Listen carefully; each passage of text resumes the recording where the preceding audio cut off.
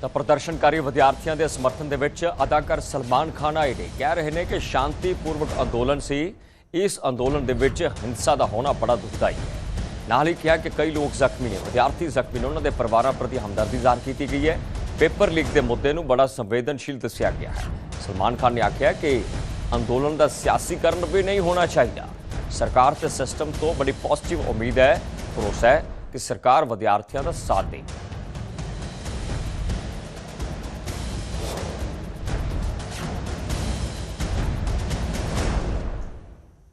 शांतमई अंदोलन सी। बहुत दुख दी गल है कि इसने हिंसक रूप ले लिया। मेरा दिल उन्हां विद्यार्थियों ते उन्हां परिवारां दे नाल है जो जख्मी होए ने। पेपर लीक एक बहुत ही गंभीर मुद्दा है अते मैनूं ये जाण के खुशी हुई है कि साडे देश दे बच्चे एक बेहतर सिक्ख्या प्रणाली लई इकट्ठे होए ने अते उन्हां दे मापिआं ने उन्हां दा समर्थन कीता है। मैं उन्हां दे स्टैंड दी सचमुच कदर करदा हां। उन्हां ने लगन, ईमानदारी ते सख्त मेहनत करके अपना भविख बनाउण ਅਤੇ ਇੱਕ ਬਿਹਤਰ ਸਿੱਖਿਅਤ ਭਾਰਤ ਦੇ ਨਿਰਮਾਣ ਪ੍ਰਤੀ ਉਤਸ਼ਾਹ ਦਿਖਾਇਆ ਹੈ। ਇਹ ਅੰਦੋਲਨ ਇਸ ਨੂੰ ਪੂਰਾ ਕਰਨ ਦਾ ਸਹੀ ਤਰੀਕਾ ਹੈ ਤੇ ਵਿਦਿਆਰਥੀਆਂ ਨੇ ਇਹ ਸ਼ਾਂਤੀਪੂਰਵਕ ਕੀਤਾ ਹੈ। ਇਹ ਪੀੜ੍ਹੀ ਭਾਰਤ ਨੂੰ ਮਾਣ ਦਿਵਾਏਗੀ। ਇਹ ਮੁੱਦਾ ਵਿਦਿਆਰਥੀਆਂ ਤੇ ਸਿੱਖਿਆ ਪ੍ਰਣਾਲੀ ਦੇ ਵਿਚਕਾਰ ਹੈ। ਇਸ ਨੂੰ ਸਿਆਸੀ ਤੌਰ ਤੇ ਹਾਈਜੈਕ ਨਹੀਂ ਕੀਤਾ ਜਾਣਾ ਚਾਹੀਦਾ। ਇਸ ਦਾ ਸਿਰਾ ਸਿਰਫ ਸਾਡੇ ਦੇਸ਼ ਦੇ ਵਿਦਿਆਰਥੀਆਂ ਨੂੰ ਜਾਣਾ ਚਾਹੀਦਾ ਹੈ ਅਤੇ ਮੈਨੂੰ ਯਕੀਨ ਹੈ ਸਰਕਾਰ ਉਹਨਾਂ ਨੂੰ ਪੂਰਾ ਸਮਰਥਨ ਦੇਵੇਗੀ ਅਤੇ ਇੱਕ ਮਜ਼ਬੂਤ ਸਿੱਖਿਆ ਪ੍ਰਣਾਲੀ ਬਣਾਏਗੀ। ਇਹ ਆਪਣੇ ਆਪ 'ਚ ਇੱਕ ਜਿੱਤ ਵਾਂਗ ਹੈ। ਪਰਮਾਤਮਾ ਤੁਹਾਨੂੰ ਸਾਰਿਆਂ ਨੂੰ ਆਸ਼ੀਰਵਾਦ ਦੇਵੇ ਜੋ ਸਿੱਖਿਅਤ ਹੋਣਾ ਚਾਹੁੰਦੇ ਨੇ। ਸਿੱਖਿਆ ਅਗਲਾ ਟ੍ਰੈਂਡ ਅਤੇ ਫੈਸ਼ਨ ਹੋਣੀ ਚਾਹੀਦੀ ਹੈ ਅਤੇ ਸਾਲ ਦਰ ਸਾਲ ਇਹ ਹੋਰ ਵੀ ਜ਼ਿਆਦਾ ਟ੍ਰੈਂਡੀ ਅਤੇ ਫੈਸ਼ਨੇਬਲ ਬਣਦੀ ਜਾਣੀ ਚਾਹੀਦੀ ਹੈ। ਇੰਨਾ ਕਿ ਦੂਜੇ ਦੇਸ਼ਾਂ ਤੋਂ ਪੜ੍ਹਨ ਲਈ ਭਾਰਤ ਆਉਣ ਤੇ ਭਾਰਤ ਇੱਕ ਐਜੂਕੇਸ਼ਨ ਹੱਬ ਬਣ ਸਕੇ। ਇਹ ਇੱਕ ਬਹੁਤ ਹੀ ਸ਼ਾਂਤਮਈ ਅੰਦੋਲਨ ਸੀ। ਬਹੁਤ ਦੁੱਖ ਦੀ ਗੱਲ ਹੈ ਕਿ ਇਸਨੇ ਹਿੰਸਕ ਰੂਪ ਲੈ ਲਿਆ। ਮੇਰਾ ਦਿਲ ਉਹਨਾਂ ਵਿਦਿਆਰਥੀਆਂ ਤੇ ਉਹਨਾਂ ਪਰਿਵਾਰਾਂ ਦੇ ਨਾਲ ਹੈ ਜੋ ਜ਼ਖਮੀ ਹੋਏ ਨੇ। ਪੇਪਰ ਲੀਕ ਇੱਕ ਬਹੁਤ ਹੀ ਗੰਭੀਰ ਮੁੱਦਾ ਹੈ ਅਤੇ ਮੈਨੂੰ ਇਹ ਜਾਣ ਕੇ ਖੁਸ਼ੀ ਹੋਈ ਹੈ ਕਿ ਸਾਡੇ ਦੇਸ਼ ਦੇ ਬੱਚੇ ਇੱਕ ਬਿਹਤਰ ਸਿੱਖਿਆ ਪ੍ਰਣਾਲੀ ਲਈ ਇਕੱਠੇ ਹੋਏ ਨੇ ਅਤੇ ਉਹਨਾਂ ਦੇ ਮਾਪਿਆਂ ਨੇ ਉਹਨਾਂ ਦਾ ਸਮਰਥਨ ਕੀਤਾ ਹੈ। ਮੈਂ ਉਹਨਾਂ ਦੇ ਸਟੈਂਡ ਦੀ ਸੱਚਮੁੱਚ ਕਦਰ ਕਰਦਾ ਹਾਂ। ਉਹਨਾਂ ਨੇ ਲਗਨ, ਈਮਾਨਦਾਰੀ ਤੇ ਸਖਤ ਮਿਹਨਤ ਕਰਕੇ ਆਪਣਾ ਭਵਿੱਖ ਬਣਾਉਣ ਅਤੇ ਇੱਕ ਬਿਹਤਰ ਸਿੱਖਿਅਤ ਭਾਰਤ ਦੇ ਨਿਰਮਾਣ ਪ੍ਰਤੀ ਉਤਸ਼ਾਹ ਦਿਖਾਇਆ ਹੈ। ਇਹ ਅੰਦੋਲਨ ਇਸ ਨੂੰ ਪੂਰਾ ਕਰਨ ਦਾ ਸਹੀ ਤਰੀਕਾ ਹੈ ਤੇ ਵਿਦਿਆਰਥੀਆਂ ਨੇ ਇਹ ਸ਼ਾਂਤੀਪੂਰਵਕ ਕੀਤਾ ਹੈ। ਇਹ ਪੀੜ੍ਹੀ ਭਾਰਤ ਨੂੰ ਮਾਣ ਦਿਵਾਏਗੀ। ਇਹ ਮੁੱਦਾ ਵਿਦਿਆਰਥੀਆਂ ਤੇ ਸਿੱਖਿਆ ਪ੍ਰਣਾਲੀ ਦੇ ਵਿਚਕਾਰ ਹੈ। ਇਸ ਨੂੰ ਸਿਆਸੀ ਤੌਰ ਤੇ ਹਾਈਜੈਕ ਨਹੀਂ ਕੀਤਾ ਜਾਣਾ ਚਾਹੀਦਾ। ਇਸ ਦਾ ਸਿਰਾ ਸਿਰਫ ਸਾਡੇ ਦੇਸ਼ ਦੇ ਵਿਦਿਆਰਥੀਆਂ ਨੂੰ ਜਾਣਾ ਚਾਹੀਦਾ ਹੈ ਅਤੇ ਮੈਨੂੰ ਯਕੀਨ ਹੈ ਸਰਕਾਰ ਉਹਨਾਂ ਨੂੰ ਪੂਰਾ ਸਮਰਥਨ ਦੇਵੇਗੀ ਅਤੇ ਇੱਕ ਮਜ਼ਬੂਤ ਸਿੱਖਿਆ ਪ੍ਰਣਾਲੀ ਬਣਾਏਗੀ। ਇਹ ਆਪਣੇ ਆਪ 'ਚ ਇੱਕ ਜਿੱਤ ਵਾਂਗ ਹੈ। ਪਰਮਾਤਮਾ ਤੁਹਾਨੂੰ ਸਾਰਿਆਂ ਨੂੰ ਆਸ਼ੀਰਵਾਦ ਦੇਵੇ ਜੋ ਸਿੱਖਿਅਤ ਹੋਣਾ ਚਾਹੁੰਦੇ ਨੇ। ਸਿੱਖਿਆ ਅਗਲਾ ਟ੍ਰੈਂਡ ਅਤੇ ਫੈਸ਼ਨ ਹੋਣੀ ਚਾਹੀਦੀ ਹੈ ਅਤੇ ਸਾਲ ਦਰ ਸਾਲ ਇਹ ਹੋਰ ਵੀ ਜ਼ਿਆਦਾ ਟ੍ਰੈਂਡੀ ਅਤੇ ਫੈਸ਼ਨੇਬਲ ਬਣਦੀ ਜਾਣੀ ਚਾਹੀਦੀ ਹੈ। ਇੰਨਾ ਕਿ ਦੂਜੇ ਦੇਸ਼ਾਂ ਤੋਂ ਪੜ੍ਹਨ ਲਈ ਭਾਰਤ ਆਉਣ ਤੇ ਭਾਰਤ ਇੱਕ ਐਜੂਕੇਸ਼ਨ ਹੱਬ ਬਣ ਸਕੇ। ਨੀਟ ਪੇਪਰ ਦੇ ਮੁੱਦੇ ਤੇ ਕੇਂਦਰ ਦੀ ਸਰਕਾਰ ਦਾ ਵੱਡਾ ਬਿਆਨ ਹੈ ਕਿ ਸਟੂਡੈਂਟਸ ਦੇ ਪ੍ਰਦਰਸ਼ਨ ਦਾ ਸਿਆਸੀਕਰਨ ਨਹੀਂ ਹੋਣਾ ਚਾਹੀਦਾ। ਜਗਤ ਪ੍ਰਕਾਸ਼ ਨੱਡਾ ਨੇ ਵੱਡੀ ਸਟੇਟਮੈਂਟ ਦਿੱਤੀ ਹੈ ਕਿ ਕਾਂਗਰਸ ਦੇ ਗੱਠਜੋੜ ਵਾਲੇ ਸੂਬਿਆਂ ਦੇ ਵਿੱਚ ਵੀ ਪੇਪਰ ਲੀਕ ਹੋਏ ਨੇ। ਪੰਜਾਬ ਦੇ ਵਿੱਚ ਵੀ ਪੇਪਰ ਲੀਕ ਹੋਣ ਦੀ ਗੱਲ ਕੀਤੀ ਗਈ ਹੈ। ਨੱਡਾ ਨੇ ਪੰਜਾਬ ਦੇ ਵਿੱਚ ਪੇਪਰ ਲੀਕ ਹੋਣ ਦੀ ਗੱਲ ਕੀਤੀ ਹੈ ਕਿ ਕੇਂਦਰ ਦੀ ਸਰਕਾਰ ਚਰਚਾ ਕਰਵਾਉਣ ਦੇ ਲਈ ਤਿਆਰ ਹੈ। ਸਟੂਡੈਂਟਸ ਦੇ ਮੁੱਦਿਆਂ ਤੇ ਡੂੰਘੀ ਖੁੰਡ ਚਰਚਾ ਹੋਣੀ ਚਾਹੀਦੀ ਹੈ। ਆਪੋਜੀਸ਼ਨ ਸਮਾਂ ਤੈਅ ਕਰੇ, ਅਸੀਂ ਚਰਚਾ ਕਰਵਾਉਣ ਲਈ ਤਿਆਰ ਹਾਂ। ਕਾਂਗਰਸ ਦਾ ਜ਼ਿਕਰ ਕੀਤਾ ਗਿਆ।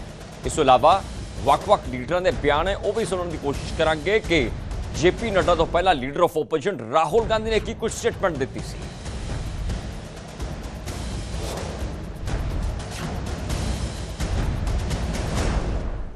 कर रहे हैं, गुस्से में है, पीसफुल प्रोटेस्ट कर रहे हैं। इसके कारण है, पहला कारण जो हमारा एजुकेशन सिस्टम है, जो पूरी दुनिया में मशहूर हुआ करता था as a great education system, वो अब रिग्ड एजुकेशन सिस्टम है। कितना रिग्ड है वो किसी को नहीं मालूम। सुपरफिशियली दिख रहा है कि 152 पेपर लीक हुए हैं पिछले 10 साल में। सच्चाई नहीं मालूम क्योंकि ये 300 भी हो सकता है। राहुल गांधी जी से कि आप सिलेक्टिव क्यों हैं, why are you so selective. आपने यूपीए की और यूपीए के सपोर्टेड सरकारों को, जिसे हम इंडी गठबंधन कहते हैं, इंडी अलायंस कहते हैं, उनकी गवर्नमेंट्स के बारे में आपने क्यों नहीं चर्चा की? क्यों आपने अपने आप को उससे अलग रखा? ये कोई ज्यादा नहीं मांग रहे। सबसे पहला कमिटमेंट जो सिंबल है इस चीज का, धर्मेंद्र प्रधान मिनिस्टर, सबसे पहले आप सिंबल को हटाइए। बड़ी बात नहीं है। सुसाइड हुए बच्चों के, लेकिन हम आरोप प्रत्यारोप से बाहर निकल करके हमें इस पर चर्चा करनी चाहिए, और चर्चा करने का जो सबसे अच्छा माध्यम है वो है सदन, वो है पार्लियामेंट, और हम चर्चा के लिए तैयार हैं। गहन चर्चा हो, गहन चर्चा के माध्यम से इसकी बारीकियों में हम जाएं। What are the factors which are leading to for paper leak? Who are the people involved? And how the central government has responded? हमने किस तरीके से, जब हमारे ध्यान में कोई पेपर लीक आया है तो हमने किस तरीके से इसको एड्रेस किया है, और बाकी सरकारों को भी किस तरीके से इसमें एड्रेस करना चाहिए। क्या बिंदु है जिसके बारे में हमको गहराई से चिंतन करके उसका कोई रास्ता निकालना चाहिए, ताकि हमारे छात्रों के साथ जो करोड़ों में हैं उनके साथ अन्याय ना हो। तीसरी मांग, जो इस पूरे सिस्टम को चलाते हैं उनको स्टूडेंट से अपोलोजाइज करना चाहिए रिस्पेक्टफुली कि गलती हो गई, जो हुआ वो नहीं होना चाहिए था, आप लोगों को चोट लगी है, हम अपनी गलती मांगते हैं, कोई बड़ी बात नहीं है। आपका उद्देश्य छात्रों का हित नहीं है, आपका उद्देश्य एजुकेशन में बढ़ोतरी हो, एजुकेशन की क्वालिटी में बढ़ोतरी हो, स्टूडेंट्स को जस्टिस मिले, इसमें आपका इंटरेस्ट नहीं है। आप स्टूडेंट्स के विषयों को, डिमांड्स को लेकर के आप पॉलिटिकल माइलेज लेना चाहते हैं, राजनीतिक रोटियां सेकना चाहते हैं। आम आदमी पार्टी के राज्यसभा सांसद संजय सिंह ਅਤੇ ਹੋਰ ਸੰਸਦਾਂ ਨੇ ਜੰਤਰ ਮੰਤਰ ਤੇ ਪਹੁੰਚ ਕੇ ਵਿਦਿਆਰਥੀਆਂ ਦੇ ਇਸ ਪ੍ਰੋਟੈਸਟ ਦੇ ਵਿੱਚ ਸ਼ਿਰਕਤ ਕੀਤੀ ਹੈ। ਸਰਕਾਰ ਦਾ ਜ਼ਿਕਰ ਕੀਤਾ ਕਿ ਅੰਦੋਲਨ ਨੂੰ ਕਮਜ਼ੋਰ ਕਰਨਾ ਚਾਹੁੰਦੇ ਨੇ। ਸੰਜय सिंह ਨੇ ਆਖਿਆ ਹੈ ਕਿ ਜੇ ਡਾਂਗ ਦੇ ਨਾਲ ਕੁਚਲਣ ਦੀ ਕੋਸ਼ਿਸ਼ ਕੀਤੀ ਤਾਂ ਜੰਤਰ ਮੰਤਰ ਦੀ ਚਿੰਗਿਆੜੀ ਪੂਰੇ ਦੇਸ਼ ਵਿੱਚ ਫੈਲ ਜਾਏਗੀ।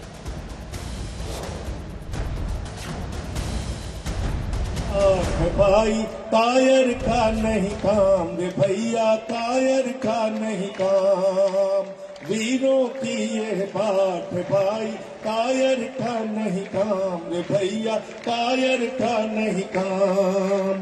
सर पर बांध कफन जो निकले, सर पर बांध कफन जो निकले, बिन सोचे परिणाम रे, कायर का नहीं काम, वीरों की ये बात भाई, कायर का नहीं काम रे भैया, कायर का नहीं काम। दिल का घोड़ा कस कर दौड़ा, मार चला मैदान हो, मार चला मैदान, चलता मुसाफिर ही पाएगा, चलता मुसाफिर ही पाएगा मंजिल और मुकाम रे, कायर का नहीं काम, वीरों की ये बात भाई, कायर का नहीं काम रे भैया, कायर का नहीं काम। सर पर बांध कफन जो निकले, सर पर बांध कफन जो निकले, बिन सोचे परिणाम रे, कायर का नहीं काम। सबके हाथ हवा में होने चाहिए। वीरों की ये बात भाई, कायर का नहीं काम रे भैया, कायर का नहीं काम, वीरों की ये बात भाई, कायर का नहीं काम भैया, कायर का नहीं काम। ਤਾਂ ਪੰਜਾਬ ਕਾਂਗਰਸ ਵਿੱਚ ਵੱਡੇ ਕਲੇਸ਼ ਤੋਂ ਬਾਅਦ ਹੁਣ ਪੂਰੇ ਕਾਂਗਰਸੀ ਇੱਕ ਟੇਬਲ ਤੇ ਬੈਠੇ ਚਰਚਾ ਕਰਦੇ ਦਿਖਾਈ ਦਿੰਦੇ। ਦਿੱਲੀ ਦੇ ਵਿੱਚ ਟੇਬਲ ਟਾਕ ਸੀ ਤਾਂ ਚੰਨੀ, ਕੇਸੀ ਵੇਣੂਗੋਪਾਲ, ਬਘੇਲ, ਰਾਜਾ ਵੜਿੰਗ, ਪ੍ਰਤਾਪ ਸਿੰਘ ਬਾਜਵਾ तमाम ਲੀਡਰਸ਼ਿਪ ਇੱਕੋ ਟੇਬਲ ਤੇ ਸਿਰ ਜੋੜ ਕੇ ਮੋਢੇ ਨਾਲ ਮੋਢਾ ਜੋੜ ਕੇ ਬੈਠੀ ਦਿਖਾਈ ਦਿੱਤੀ ਹੈ ਕਿ ਇਹ ਮੀਟਿੰਗ ਤੋਂ ਬਾਅਦ ਸਮਝਿਆ ਜਾए कि सारी बगावत खत्म हो गई है। वड़िंग, चन्नी, रंधावा, बाजवा समेत तमाम लीडरशिप शामिल हुई है। मीटिंग तो बाद ये लीडरशिप बोली है कि सारे एकजुट हाँ, मिलकर 2027 की इलैक्शन लड़ी जाएगी। तस्वीरों में वेख्या जा सकता है चरणजीत चन्नी बिल्कुल जिहड़े वो नाल जिहड़े बैठे ने सीनियर लीडरशिप के भूपेश बघेल बैठे ने, केसी वेणुगोपाल बैठे हैं। चरणजीत चन्नी अते राणा गुरजीत तमाम लीडरशिप ये वो लीडरशिप है जिन्हां ने सब तो वड्डे बयान दिते सी कि जेकर राजा वड़िंग राणा गुरजीत सिंह के घर मीटिंग में आएगा तो असीं उस मीटिंग में नहीं आवांगे। शर्त रखी सी किस अगे? ये शर्त रखी सी भूपेश बघेल के अगे जिहड़े कि ट्रबल शूटर सन, पंजाब कांग्रेस का कलेश निबेड़ना चाहते सन। पर राजा वड़िंग उस मीटिंग च नदारद रहे। पर यह दिल्ली के विच मीटिंग देखी जा सकती है कि चरणजीत चन्नी और प्रताप बाजवा बिल्कुल लैफ्ट साइड और राइट साइड बैठे ने। अमरिंदर सिंह, राजा वड़िंग एक जना छड्ड के फिर बैठे ने। सीधे तौर पर चर्चा है कि राहुल गांधी पंजाब दे विच आ रहे हैं। राहुल गांधी की बस यात्रा नूं लैके एक रणनीति घड़ी गई है कि किवें बस यात्रा होएगी, किस तरीके दे नाल रूट बनाए जाणगे, पंजाब कांग्रेस के लीडरां दी कितनी कॉन्ट्रीब्यूशन उस विच रहेगी। तो कांग्रेस विच की सब कुछ ऑल इज वैल है। सब तो वड्डा सवाल है कि कांग्रेस विच वड्डा क्लेश सी पंजाब दे विच जदों वड्डी डिवीजन पॉलिटिक्स की गल कीती गई, जदों चरणजीत चन्नी, राणा गुरजीत सिंह, प्रताप सिंह बाजवा 92 की गिनती में लीडर जो इकट्ठे हुए राणा गुरजीत सिंह के घरे, उस वेले ये डिमांड से कि जे प्रधान मीटिंग में शामिल होएगा तो असीं शामिल नहीं होवांगे। वो भी गल सही हुई कि प्रधान राजा वड़िंग शामिल नहीं सी हुए। इस करके भूपेश बघेल नूं 1.5-2 घंटिਆਂ ਨੂੰ इकल्ला जड़ा 1.5-2 घंटे तक कल्लिਆਂ ਨੂੰ मंथन करना पिया कि किवें पंजाब कांग्रेस विच हो सकता है। फिर उस तो बाद दिल्ली हाईकमांड दे नाल मीटिंग हुई। जदों दिल्ली हाईकमांड दे नाल मीटिंग हुई तो फिर सब कुछ बयान ते जिहड़े तलख तेवर सी वो घटदे दिखाई दे। आज कमेटी गठन होने के बाद पहली मीटिंग हुई और पोनू गोलू जी ने प्रेजेंटेशन दिया। और दूसरी बात यह है कि हमें खुशी है कि उस बैठक में किसी वेणुगोपाल जी भी आए और उन्होंने मार्गदर्शन किया। और ये तय हुआ है कि अब हमको जो चुनाव अभियान है उसकी शुरुआत करना है और इसके लिए हाईकमान से हम लोग समय लेंगे, खासकर राहुल जी और खड़गे साहब और प्रियंका जी का, और वो कब कब समय देंगे हमें उसके हिसाब से चुनाव अभियान की शुरुआत होगी। तो एक बड़ी दोनों ऑप्शन हमारे पास है, बस यात्रा भी है और सभा भी है। तो सभा के साथ यात्रा करना है या फिर पहले रैलियां कर लें फिर यात्रा करना है। तो ये डिस्कशन हम लोगों के बीच हुई है और आगे आने वाले दिनों में फिर हम लोग बैठेंगे। नहीं, प्रेजेंटेशन बिल्कुल ठीक है। प्रेजेंटेशन भी यही है कि आते टाइम में लोग चाहते हैं कि इकट्ठे हों और सारे पंजाब में निकले। So we should be basically ये है कि पंजाब में सड़कों पर निकलने की जरूरत है और प्रेजेंट गवर्नमेंट के फेलियर्स और जो एंटी पंजाब पॉलिसीज हैं, एंटी गरीबों की पॉलिसीज हैं, एंटी फार्मर्स की पॉलिसीज हैं और जो बड़े पैमाने पर वहाँ ड्रग का काम है और गैंगस्टर्स का काम है, वो टोटली बेकाबू हो गया जी। तो इसलिए people want a change and we will give that change. सवाल पूछता हूँ आपसे, जिन लोगों को, जिन नेताओं को राजा वड़िंग से नाराजगी थी वो सब दूर हो गए, सब इकट्ठे हैं, ऑल इज वेल है पार्टी में? मैं थानू हमेशा कहा, तुसी हमेशा गल नू ट्विस्ट कर दिंदे हो। नाराजगियां परिवार दे विच, घर विच माड़ियां मोटियां ऊंच नीच चलदी रहिंदी है, लेकिन ये तमाम लीडर, चाहे वो चन्नी साहब है, चाहे वो रंधावा साहब है, चाहे वो बाजवा साहब है, चाहे कोई भी लीडर है, जिन्ने भी अज आए सी जां अज नहीं आए, वो राजे वड़िंग दे सिर दा ताज है, क्योंकि इन्हां दे करके ही राजा वड़िंग इत्थों तक पहुंचिया है। सो ये सारे सत्कारयोग लीडर, परिवार च कई बारी तुसी माड़ा मोटा 1-2 दिन वास्ते इधर उधर दूर हो जाते हो, लेकिन परिवार तो कदे टुटिया नहीं जा सकता। मैं कहता कि कांग्रेस दे सारे लीडर इकट्ठे हैं तो साडे सिर दा ताज है। तो कांग्रेस के प्रदेश अध्यक्ष राजा वड़िंग से बात करेंगे। सर, कनुगोलू की रिपोर्ट पर बात हुई, तमाम चीज़ों पर बात हुई, किस तरीके से रूपरेखा रणनीति तैयार कर रहे हैं। पहली औपचारिक ये बैठक होते हुए नजर आई जिसमें तमाम पदाधिकारी एक साथ एक मंच एक टेबल पर नजर आए। बिल्कुल सब लोग इकट्ठे, सारे ने चर्चा की थी, सारे ने मन बनाया कि लड़ाई लड़नी ना पहला दो सी ना आज दो ने, हमेशा ही कांग्रेस एक है और एक ही रहेगी और हम पंजाब में दोबारा आए। ਤਾਂ ਇੱਕ ਵੱਡੀ ਖਬਰ ਆ ਰਹੀ ਹੈ ਪਟਿਆਲਾ ਜੇਲ੍ਹ ਦੇ ਵਿੱਚ ਝੜਪ ਦੇ ਵਿੱਚ ਕੈਦੀ ਦੀ ਮੌਤ ਹੋ ਗਈ ਹੈ। ਜੇਲ੍ਹ ਦੇ ਵਿੱਚ ਬੰਦ ਕੈਦੀ ਅਜੇ ਨਾਮ ਦਾ ਉਹਦੇ ਚੰਡੀਗੜ੍ਹ ਦੇ ਵਿੱਚ ਉਸਨੇ ਦਮ ਤੋੜ ਦਿੱਤਾ ਹੈ। ਚੰਡੀਗੜ੍ਹ 'ਚ ਉਸ ਦਾ ਟ੍ਰੀਟਮੈਂਟ ਚੱਲ ਰਿਹਾ ਸੀ। ਅਜੇ ਅਤੇ ਉਸਦੇ ਭਰਾ ਤੇ ਕੁਝ ਕੈਦੀਆਂ ਨੇ ਅਟੈਕ ਕੀਤਾ, ਜਿਸ ਤੋਂ ਬਾਅਦ ਇਸ ਨੂੰ ਚੰਡੀਗੜ੍ਹ ਦੇ ਵਿੱਚ ਭਰਤੀ ਕਰਵਾਇਆ ਗਿਆ। ਇਲਾਜ ਦੇ ਦੌਰਾਨ ਅਜੇ ਨੇ ਦਮ ਤੋੜ ਦਿੱਤਾ ਹੈ। ਦੇਖਿਆ ਜਾ ਸਕਦਾ ਹੈ ਕਿ ਕੈਦੀ ਨੌਜਵਾਨ ਦੀ ਤਸਵੀਰ ਜਿਹੜਾ ਪਟਿਆਲਾ ਦੀ ਜੇਲ੍ਹ ਦੇ ਵਿੱਚ ਬੰਦ ਸੀ, ਇਸ ਨੇ ਦਮ ਤੋੜ ਦਿੱਤਾ, ਇਸ ਦੀ ਮੌਤ ਹੋ ਗਈ ਹੈ। पोस्टमार्टम की प्रक्रिया तो बाद बनती कार्रवाई की जाएगी। तो पटियाला जेल के झड़प हुई है, क्यों हुई है, किस धड़े ने इस कैदी को टारगेट किया। मनोज इस खबर से पटियाला जुड़े। मनोज, आखिर किहड़े जुर्म दे विच एक कैदी बंद सी, किन्हां ने यह जानलेवा अटैक किया? कृष्ण मैं दस दियां कि NDPS एक्ट के तहत इस नौजवान को बंद किया गया सी जेल दे विच, ते नाल ही इहदा भरा है विजय। दोनों भरा जेल दे विच सी ते कई दिन पहला इन्हां दी जेल दे विच लड़ाई हुई जिहड़ी अमृतसर के कैदी दसे जा रहे हैं। तो कोई पुरानी रंजिश सी जिस तरह हुंदी है, इन्हां दा ग्रुपिज्म हुंदा हैगा मुंडियां दा, आपां कह सकदे कि कोई ऐसा जिहड़े काम करदे ने नशे वगैरह दा। ते उस तो बाद इहदे उपर कई दिन पहला हमला हुंदा है। हमला होने तो बाद नाल दी नाल इन्हां दोवां नूं, इहदे भरा नूं ते इहनूं रजिंद्रा हस्पताल लिआंदा जांदा, जिथे कि इहदी हालत गंभीर होने करके इस नूं PGI दी जगह 32 सैक्टर भेज दिता गया।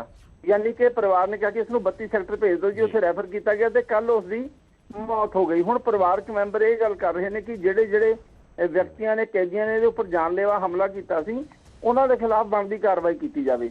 कल जिहड़ी पुलिस अधिकारियों नाल साडी शाम नूं गल हुई, उन्होंने कहा कि मामला सी उसे दिन लड़ाई का ते जख्मी करन दा दर्ज कर लिया सी, ते हुण क्योंकि इहदी मौत हो गई अजे दी, इस करके जिहड़ी धारा हैगी उहनूं वधा के जिहड़े दोषी ने उन्हां दे खिलाफ पूरी बनती कार्रवाई की जाऊगी। सो कृष्ण मैं यही गल कह सकता कि अज इसका पोस्टमार्टम होना अजे का, उस तो बाद जिहड़े परिवारक मैंबर ने वो अगला फैसला लैणगे कि पुलिस कार्रवाई किस तरह करती है तो असीं की करना है। ते दूजी गल, इहदा जिहड़ा भरा है विजय, उहदी बांह टुट गई सी ते उहदा हुण जेल दे विच जिहड़ा हस्पताल बनया उत्थे इलाज चल रहा, तो उहदी हालत खतरे तो बाहर है जी। बहुत शुक्रिया मनोज। तो पुलिस इस केस में धारा वाधा करेगी। 307 तो 302 के एक केस तब्दील होने जा रहे, क्योंकि पहला IPC सी ते हुण PNS दे विच पुलिस हर एक जिहड़ा केस रजिस्टर कर दी है। तो इस कैदी की फिलहाल मौत हो गई है। तो एक फतेहगढ़ तो मंदभागी खबर आ रही है। पिंड खनियार दे विच दर्दनाक हादसा होया। घर दे विच पए कणक के ढोल दे विचों जहरीली गैस निकली है, जिस करके 2 मासूम बच्चों की मौत हो गई है। 13 दिन के नवजमे बच्ची और 4 साल का मनराज सिंह ने दम तोड़ दिता है। 2 बच्चियां और एक औरत की हालत बड़ी सेंसिटिव दसी जा रही है, नाजुक दसी जा रही है, क्रिटिकल दसी जा रही है। तिन्हां नूं चंडीगढ़ के हस्पताल में रैफर कर दिता है। तो कणक के ढोल दे विच सल्फास दीआं गोलियां अक्सर पंजाबी पाउंदे ने तां जो उसनूं कीड़ा जां सुसरी ना लगे। तो बैडरूम दे विच इह कणक का ढोल रखिया होया सी। बाकी पंजाब के लोगों लिए बहुत वड्डी खबर है कि जो लोग घुण तो कणक नूं बचाउण दे लई सल्फास जां किसी जहरीले पदार्थ की वरतों करते हैं, पर उस ढोल दे विच गैस का बनना सुभाविक है। एक रसायनिक क्रिया होंदी है, जिस तरीके दे नाल सल्फास दीआं गोलियां पईयां, उस विच कार्बन सने होर कई जिहड़ियां गैसिस ने ढोल दे विच इकट्ठियां हो जांदियां ने। कमरे दे विच जदों वो ढोल पिया होएगा जां तुसीं जो कणक खाओगे वो एक जहरीली कणक हो सकती है। तो बच्ची की मौत हुई है, 2 दर्दनाक मौतां हुई ने। पूरे पंजाब नूं इस खबर तो सेध लैनी चाहिए है। गुरदीप इस खबर से जुड़े। गुरदीप, बहुत मंदभागी खबर है कि कुछ ताज़ा अपडेट तुहाडे कोल? जी बिल्कुल, ये मनभागी खबर है जिथे कि एक 13 दिनों की बच्ची सी ते एक 4 साल का मासूम सी जिहदी की मौत हो चुकी है। और तुसी खुद अंदाजा लगा सकते हो कि गर्मी तो बचन वास्ते AC चलाया सी और कणक नूं बचाउण वास्ते जिहड़ी सल्फास दी गोलियां पाईयां होईयां सी उहने ही जहरीली गैस बना दित्ती। और इस दे विच 2 बच्चों की तो मौत हो चुकी है और 3 जिहड़े हैगे आ वो हजे हस्पताल दे विच है, जेरे इलाज ने।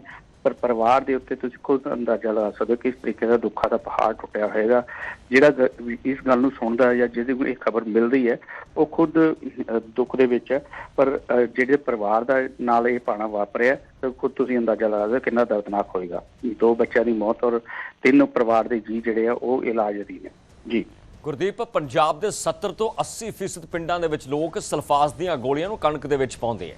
ਪ੍ਰਸ਼ਾਸਨਿਕ ਤੌਰ ਤੇ ਕੋਈ ਐਡਵਾਈਜ਼ਰੀ ਹਾਲੇ ਤੱਕ ਨਹੀਂ ਜਾਰੀ ਕੀਤੀ, ਹਾਲਾਂਕਿ ਸਮੇਂ-ਸਮੇਂ ਤੇ ਐਡਵਾਈਜ਼ਰੀਆਂ ਹੁੰਦੀਆਂ ਨੇ ਕਿ ਸਲਫਾਸ ਦੀਆਂ ਗੋਲੀਆਂ ਬੜੀਆਂ ਘਾਤਕ ਸਾਬਤ ਹੋ ਸਕਦੀਆਂ ਨੇ।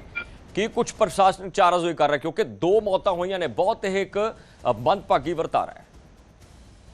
ਜੀ ਬਿਲਕੁਲ, ਕਿਤੇ ਨਾ ਕਿਤੇ ਇਹ ਦੇਖਣ ਨੂੰ ਮਿਲਦਾ ਕਿ ਸਲਫਾਸ ਨੂੰ, ਵੈਸੇ ਸਲਫਾਸ ਦੀਆਂ ਗੋਲੀਆਂ ਜਿਹੜੀਆਂ ਕਣਕ ਦੇ ਵਿੱਚ ਪਾਈਆਂ ਜਾਂਦੀਆਂ ਵੀ ਕਣਕ ਨੂੰ ਬਚਾਇਆ ਜਾ ਸਕੇ, ਪਰ ਇਸ ਜ਼ਹਿਰ ਨੂੰ ਕਣਕ ਜਿਹੜੀ ਆਪਾਂ ਅੰਮ੍ਰਿਤ ਸਮਝਦੇ ਹਾਂ, ਜਿਹਨੂੰ ਆਪਾਂ ਅੰਮ੍ਰਿਤ ਸਮਝ ਕੇ ਖਾਂਦੇ ਹਾਂ, ਉਸ ਦੇ ਵਿੱਚ ਇਹ ਜ਼ਹਿਰ ਪਾਇਆ ਜਾਂਦਾ ਵੀ ਤਾਂ ਕਿ ਉਹ ਤੇ ਕੀੜਾ ਨਾ ਲੱਗੇ।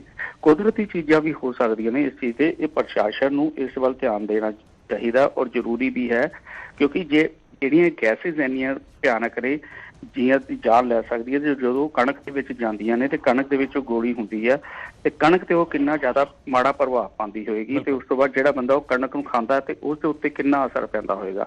ਤੇ ਅੱਜ ਦਾ ਨਹੀਂ, ਪਿੱਛੇ ਕਾਫੀ ਲੰਬੇ ਸਮੇਂ ਤੋਂ ਏਦਾਂ ਹੀ ਚੱਲਦਾ ਆ ਰਿਹਾ ਔਰ ਪ੍ਰਸ਼ਾਸਨ ਨੂੰ ਵੀ ਇਸ ਦੇ ਵੱਲ ਧਿਆਨ ਦੇਣਾ ਚਾਹੀਦਾ ਔਰ ਜਿਹੜੇ ਫੂਡ ਸਪਲਾਈ ਵਾਲੀ ਟੀਮਾਂ ਨੇ ਉਹਨਾਂ ਨੂੰ ਵੀ ਇਸ ਚੀਜ਼ ਤੇ ਨਜ਼ਰ ਰੱਖਣੀ ਚਾਹੀਦੀ ਹੈ ਕਿ ਕਿਸ ਤਰੀਕੇ ਨਾਲ ਇਸ ਤਰ੍ਹਾਂ ਦੀ ਵਰਤੋਂ ਕੀਤੀ ਜਾਂਦੀ ਹੈ ਔਰ ਕਿਉਂ ਕੀਤੀ ਜਾਂਦੀ ਹੈ, ਤੇ ਇੰਨੀ ਜ਼ਿਆਦਾ ਵਰਤੋਂ ਕਰਨਾ ਖਤਰਨਾਕ, ਜਿੰਨਾ ਜ਼ਿਆਦਾ ਇਹ ਖਤਰਨਾਕ ਹੈ ਉਸ ਤੋਂ ਜ਼ਿਆਦਾ ਕੁਝ ਹੋਰ ਹੋ ਹੀ ਨਹੀਂ ਸਕਦਾ। ਬਿਲਕੁਲ, ਬਹੁਤ ਸ਼ੁਕਰੀਆ ਗੁਰਦੀਪ ਦਾ। ਇਹ ਬਹੁਤ ਵੱਡੀ ਅਤੇ ਮੰਦਭਾਗੀ ਖਬਰ ਹੈ ਕਿ 2 ਜਣਿਆਂ ਦੀ ਮੌਤ ਹੋ ਗਈ ਹੈ। ਸਲਫਾਸ ਦੀਆਂ ਗੋਲੀਆਂ ਮੌਤ ਦਾ ਕਾਰਨ ਬਣੀਆਂ। ਦਰਅਸਲ ਕਣਕ ਦੇ ਢੋਲ ਦੇ ਵਿੱਚ ਵੱਡੀ ਮਾਤਰਾ ਵਿੱਚ ਸਲਫਾਸ ਦੀਆਂ ਗੋਲੀਆਂ ਸੁੱਟੀਆਂ ਹੋਈਆਂ ਸਨ।